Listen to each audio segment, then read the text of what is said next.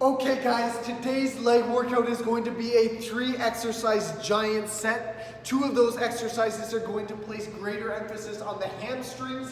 One of those exercises added to the other 2 will allow for the collective hammering of your lower body. Now we're going to take the slider, we're going to place it on the ground. 1 foot goes on the slider, right on the ball of the foot, planted right in the middle of the slider, not at the front, not at the back, right in the middle, because I don't want you to lose your footing at any point and have an excuse to take a break during the set. But actually, if you do place it at the front or the back, you tend to fall off the slider at some point during the repetitions being executed. So, if you have a load, whether it's a barbell, a dumbbell, a kettlebell, a medicine ball, a book bag filled with books, it matters not, just make sure you hold it up at chest level, or you can do these as a body weight variation. They're more than challenging, and if you do find they're a little easy and you don't have access to any form of resistance, you can simply do a few extra repetitions if you so desire. Now, from this starting position, we're going to simultaneously bend at the lead knee while reaching the foot that's on the slider back to the wall behind us.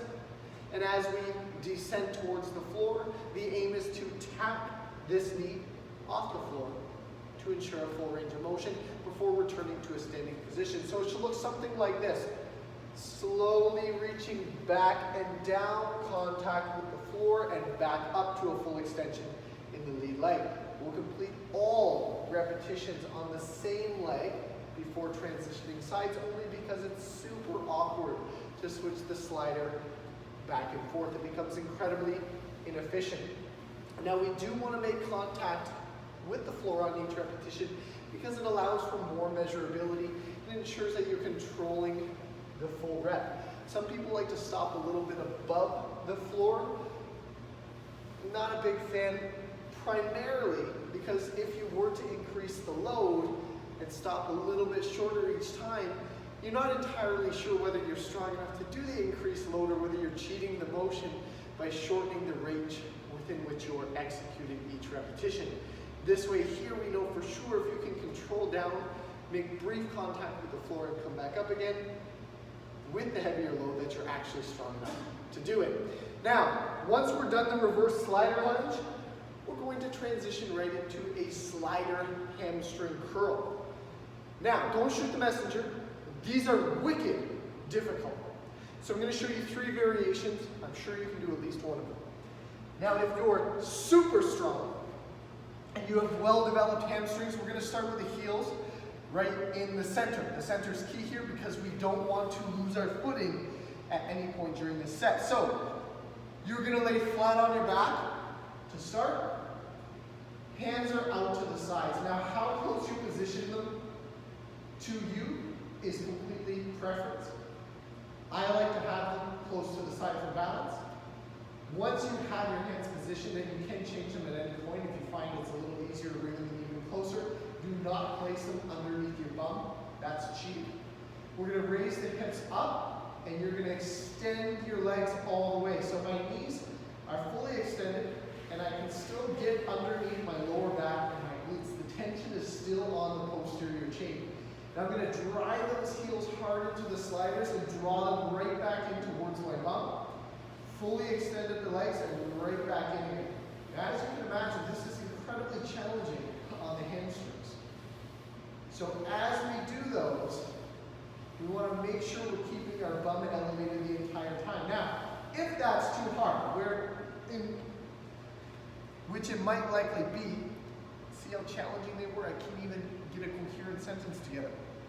You can switch to one slider, place both heels on it just like so, and execute them just as described previously.